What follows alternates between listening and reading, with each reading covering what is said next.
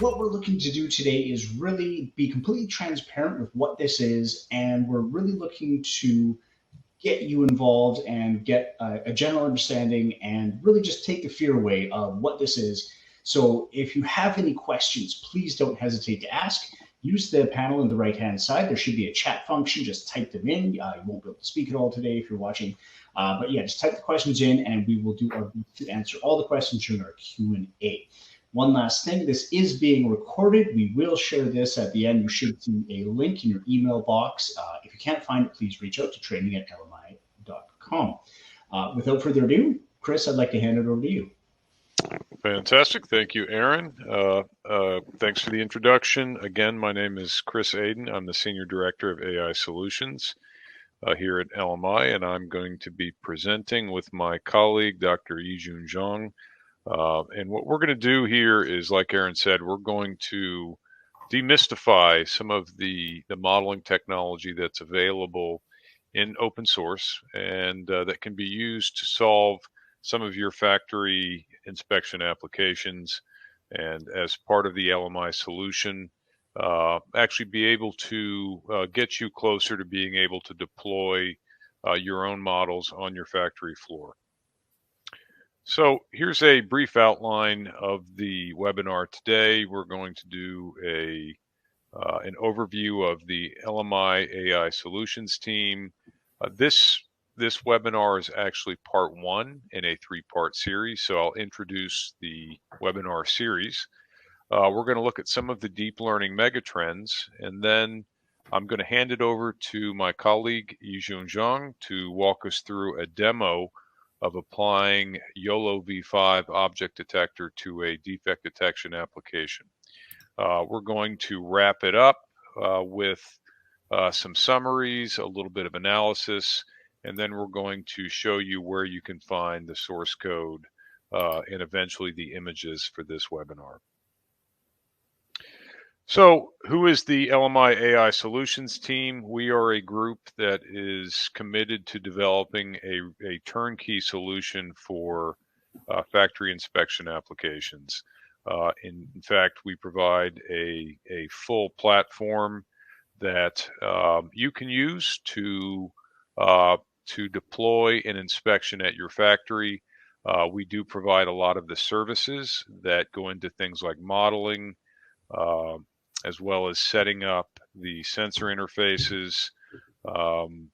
We are able to deploy these solutions on the LMI GoMax hardware on the inspection gadget platform. We're going to focus more on that in part two of this webinar series. But we also provide cloud and on-premise inspection support over the lifetime of the inspection. And again, that can be either hosted in the cloud or it can be run on-premise if your company or your customer is sensitive to data leaving the factory. So that's who we are as a group. Again, we're really committed to your successful deployment of factory inspection solutions.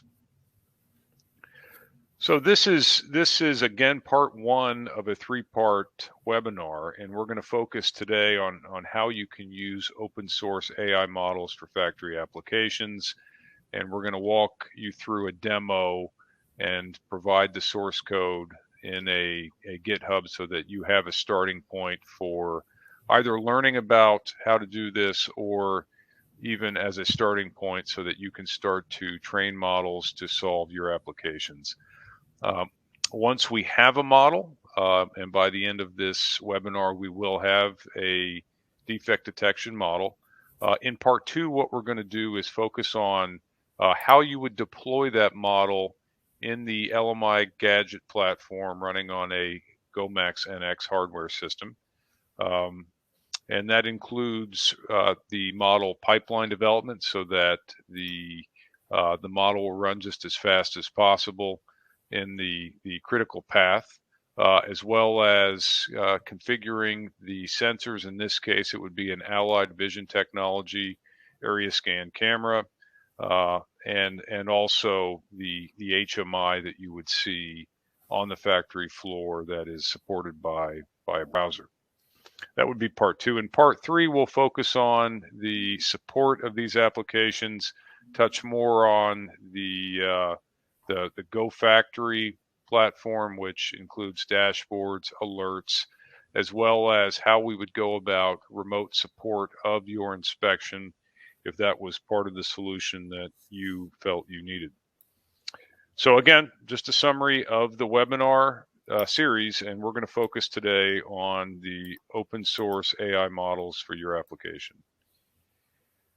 So if you think about how this technology is, when I say this technology, deep learning technology is being adopted for many applications across industries, it's really different than the way that the technology was developed and deployed, say, 30 years ago. Back then, what would happen is a company would hire a bunch of experts, develop models, algorithms, and vision tools, and then they would put those into a toolkit and sell them. And a lot of times, you would use their user interface to configure these tools to solve a vision application. But at the end of the day, the models were proprietary, oftentimes patented, and in order to use that technology, you would actually have to purchase it. Well, what's changed is really the explosion of deep learning innovation. You could say what I'm showing in the middle of this chart are just the number of publications over the past 6 years. If I include it, I need to probably update this chart last year. I can almost guarantee that it also will be larger than it was in 2020. But neither here nor there. The fact is that there is a ton of work that's being invested into deep learning applications. A lot of those are for computer vision. And in fact, a lot of the applications are not factory automation. What I show on the left is some of the killer applications for this innovation. Things like self-driving cars, medical imaging, and social applications are actually the killer apps that are driving the investment and the innovation. But it turns out that a lot of these same technologies can be repurposed for solving factory applications, and that's what we're going to show in this webinar. The other important part of this is not just that these inventions or innovations, if you will, are being developed at a very rapid rate. It's that the software itself is being made accessible. So anybody with the motivation and an internet connection can actually log into GitHub and find some of these state-of-the-art models that might be useful for your application. Not all applications would be solved by an open source state-of-the-art algorithm, but a lot of them can be, and it really comes down to your data and the quality of your data. So that again is an enabling aspect. The innovation by itself isn't enough. You actually need a way to get the software and just the part of the open source movement, if you will, and the thousands and thousands of people that are committing new software, new code to GitHub make this possible. The last bit of this really comes down to how do you get the model to the factory floor, and really we need to thank the individuals that are making these GPUs for that functionality, that capability. And what you see in just a small thumbnail in the lower right is what you know to be true, which is the processing power of edge devices, not necessarily in the cloud, but edge devices, is also growing at a linear clip, if you will, with the innovations in GPU technology. So before we jump into the demo, I just want to set up the application that we're going to be looking at. In this case, it is a thin film application where we're looking for defects. What I've shown is the 3 defects that we're looking for in this model. We're going to call them peeling, scuff, and white marks. And if you think about defect detection in a factory, really you have two options, either using object detection or anomaly detection. And if you have a host of data that have the defect in it, and it's well represented, different variations, and if it's important to know what the defect is, then really an object detector is the best model you can use for that defect detection application.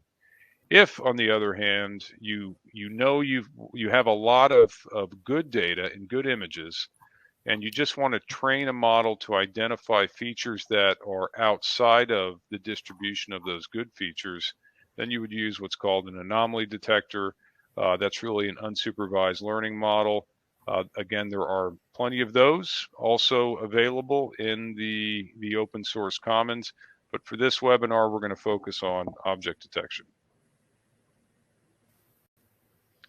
So YiJun is going to take over in just a second, but I just want to walk you through what the typical process would be, and some of this is going to be very familiar when you see YiJun start walking through the demo.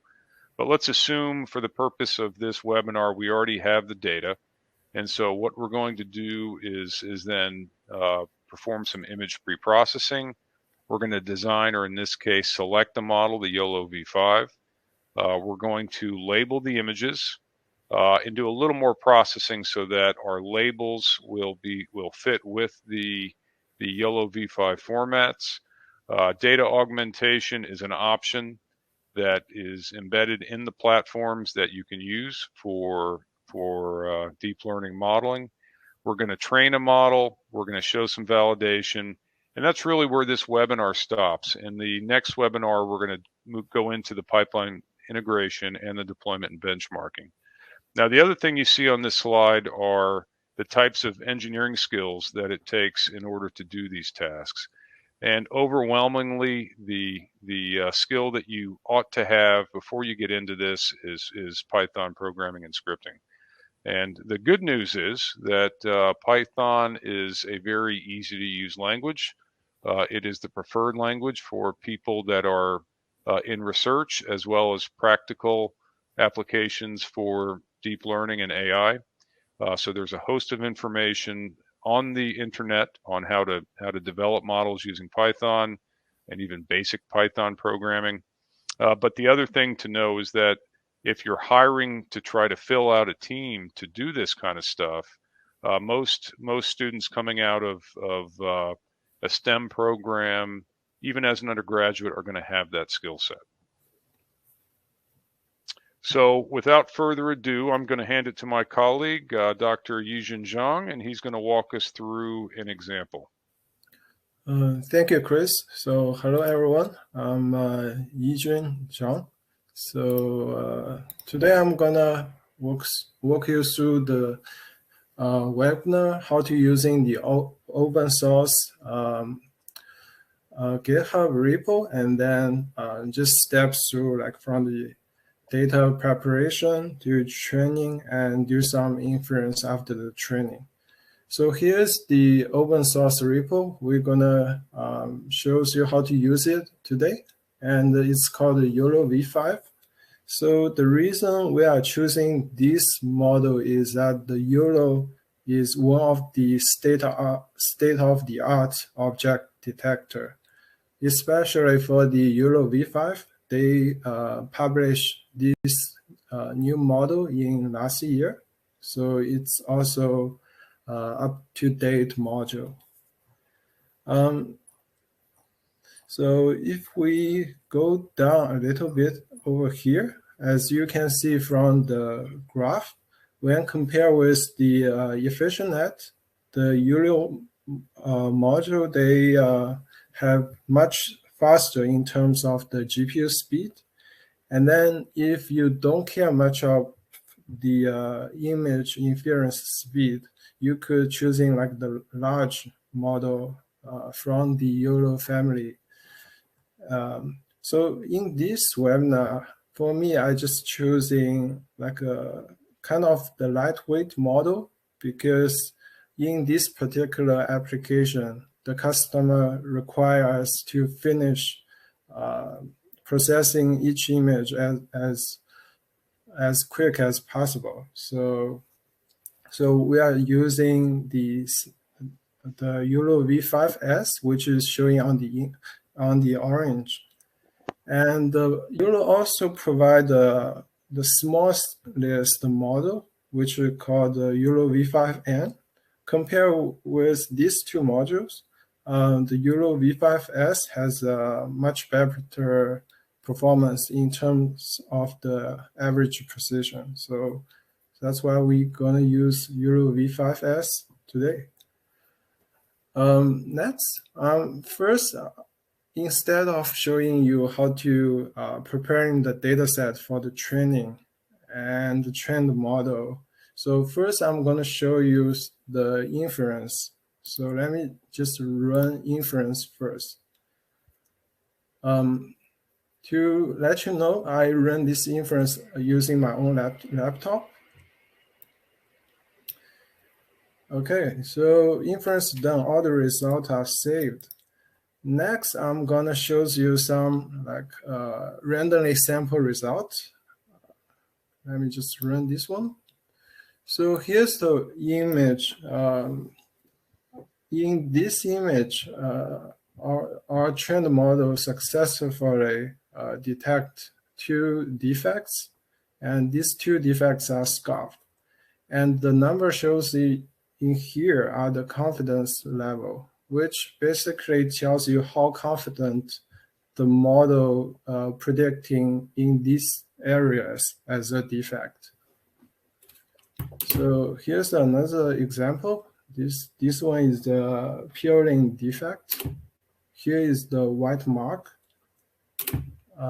Again, here is another scuff defects. As you can see, although they coming from like the same type of defect, but those defects looks totally different. Although like there exists such a variance in terms of the defect's appearance, but the YOLO model can still predict a good result. Here's another white mark. Here's a peeling, another peeling, and another scarf. Okay, here's a peeling. Next, what I'm gonna do is shows you the workflow, how to preparing the data for training, and also to shows you how to train the model using the YOLO script. And then after the training is done, I'm going to show you how to run the inference again. So in terms of the data preparation, the first step we need to do is we need to manually label those images. So the image annotator we're using is called the YiJun image annotator. The reason why we are using the YiJun image annotator is that it's open source, and also it is also very lightweight. So here's the YiJun image annotator looks like. On the left, I already loaded all the example data, and then on the right it shows the selected image. In this case, the first image is showing on the right, and then as you can see, there's a yellow box. This is the like we manually label this region as a defect. So to show you how to draw a new bounding box, I'm gonna delete this one first. And then up to here, YiJun support different types of the defects shapes. For this particular application, we're just using the rectangle region as annotation. So we could right click and then just draw it. So make sure this box cover up all the defects. And then in here, we could name whatever like defect name you want. In this application, we just call it peeling. And here is the annotated defects. So after when you finish like all the labeling, you could go to annotation and then export the annotation as a JSON. So if I open it up, it shows you those annotation looks like. One thing about the VGG image annotator is that if you zoom in a little bit, because some defect may be very small, so you really want to like zoom in a lot in order to properly label the defects. The one good feature of the VGG image annotator is that when you flip through like different images, you will always keep the same like the zooming factor. So you don't need to go to a new image and then zoom in and zoom out like doing this back and forth. So that's another reason why we're using the VGG image annotator. Okay, so right now we have the data and the data are all annotated. So next I'm gonna using our training server to show you how to train the model. And then before training the model, we're also gonna do some data pre-processing. So let me close this one. All right, so here is the, right now we already have the JSON file. This is JSON, this JSON file is from the VGG image annotator. So next, I'm gonna convert the JSON annotation files to CSV format because we just want to like standardize the workflow to processing the images and also do like evaluation for the results. So, and if we like working with different repos, they have their own like data formats. So if we could all convert them into a CSV format, then we could largely reuse our code base to do the image pre-processing and evaluating the performance of the trained model. So here we provide a script to convert from the JSON format to a CSV format. Also, we're gonna feed in some parameters. In this case, we feed in the data path, which contains all the images and also the JSON file. And then the other argument is we specify the output CSV file name. So in this case, it's called labels.csv, and it will save as the same location as in the data path. So let me just run this script. And then up in here, if we go to the data and then all images, if we scroll all the way down, so this is the corresponding labels.csv file.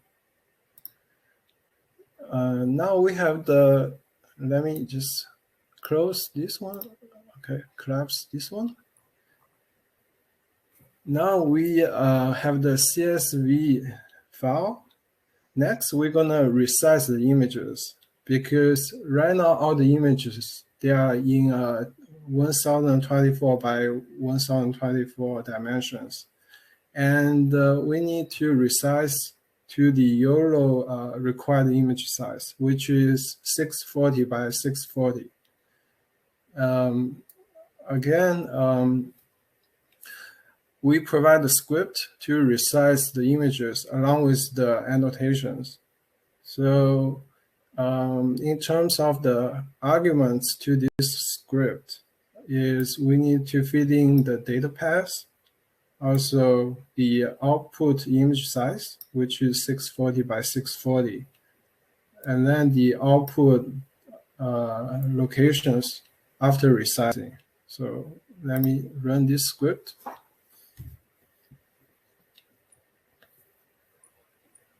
Okay, so right now all the images are resized. Next, so right now we already have the image resized. So next we're gonna convert it into the YOLO file format.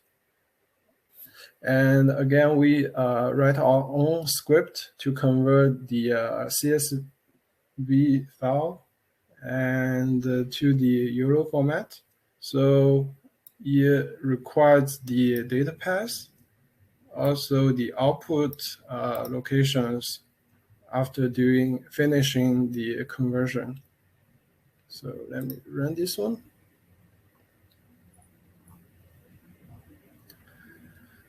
Okay, so right now we have all the data, and the data is in YOLO format. Next, we're gonna download the pre-trained COCO models, because the YOLO is pre-trained on COCO, and it is a very big data set.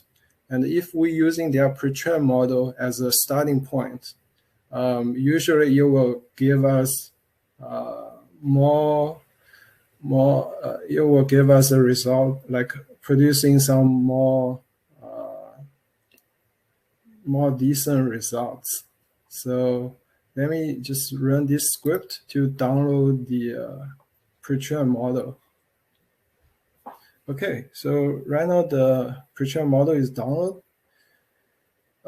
Next, we're gonna specify like tell YOLO where the data locates. So basically, we provide the configuration file, which is a YAML file. Let me just printing out what's inside the YAML file. So we need to specify like the data location of the data set, and then what kind of location to train the YOLO model. Also, we need to specify the validation images. So in this case, we're just using the same images for the training and also for the validation. So for the test images, that's optional.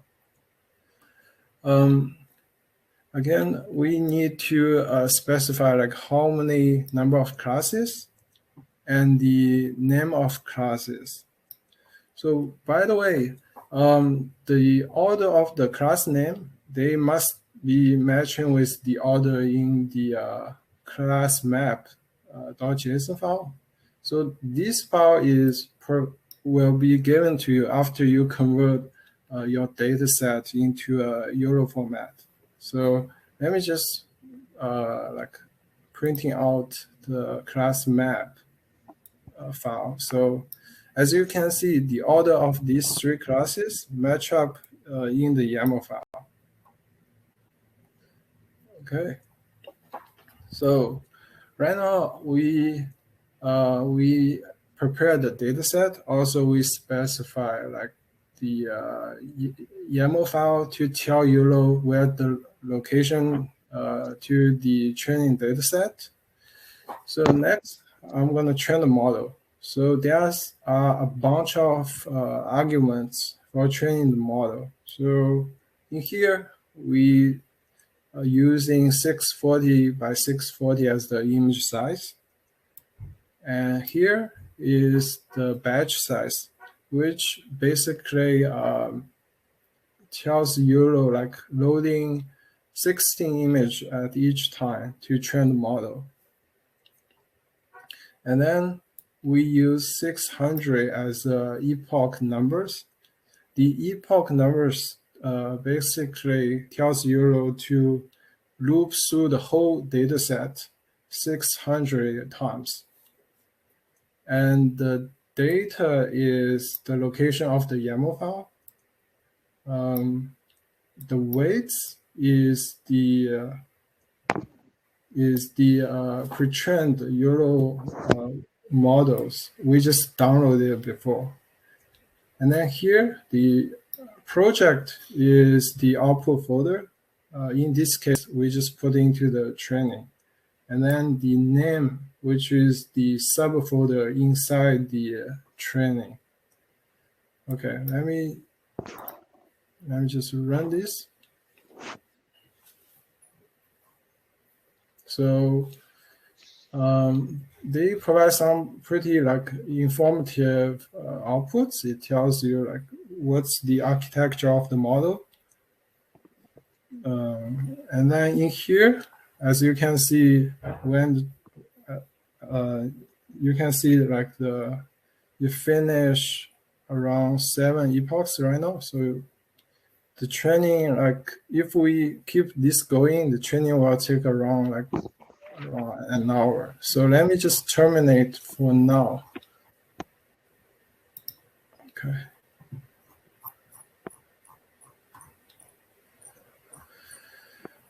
Okay.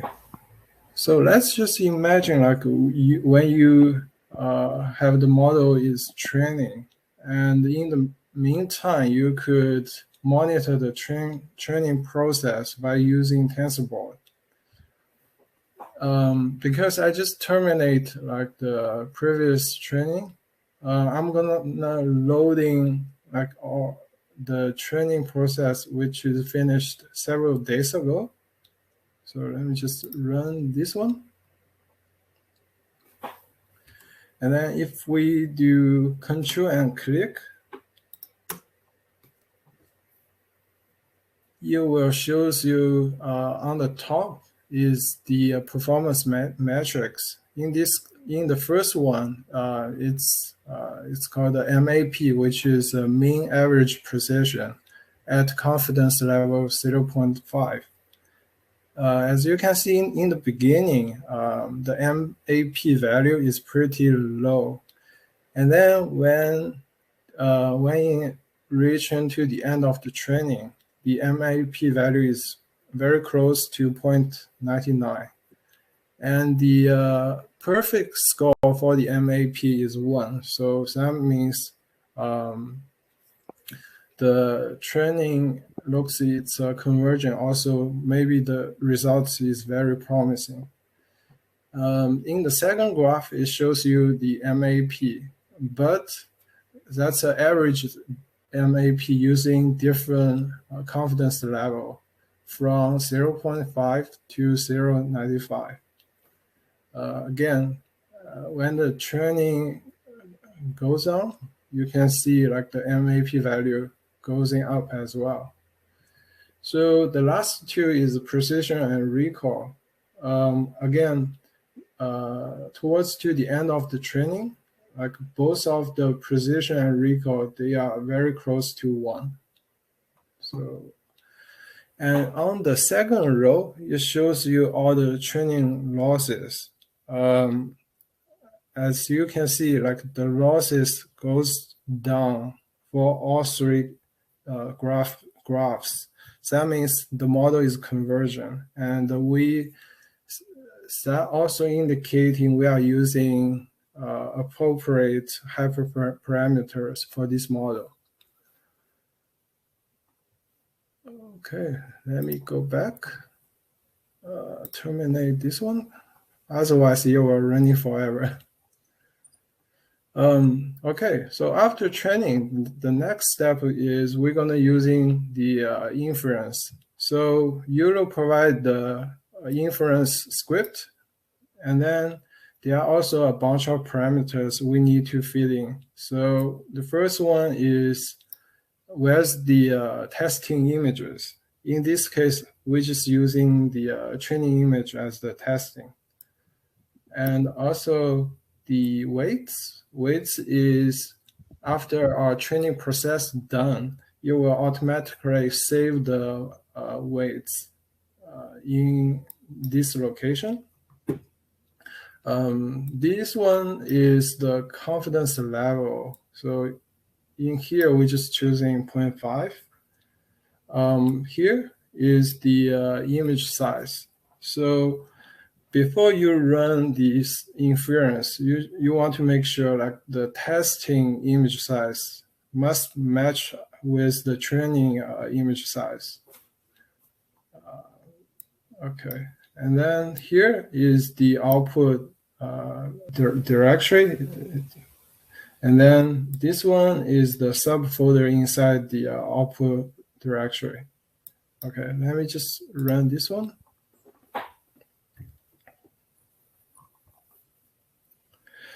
Okay, so it looks like we finished inference. As you can see here, here's the image processing speed for each image. We got the inference time at 9.4 milliseconds. Next, after the inference is done, we need to evaluate the performance of the model. So we write our own script to calculate the IOU, which is the intersection over union. So we provide the ground truth CSV, which is the annotation file, the model CSV, which is the predict annotation file, the data location where the image exists, and then the output directory. So let me run this one.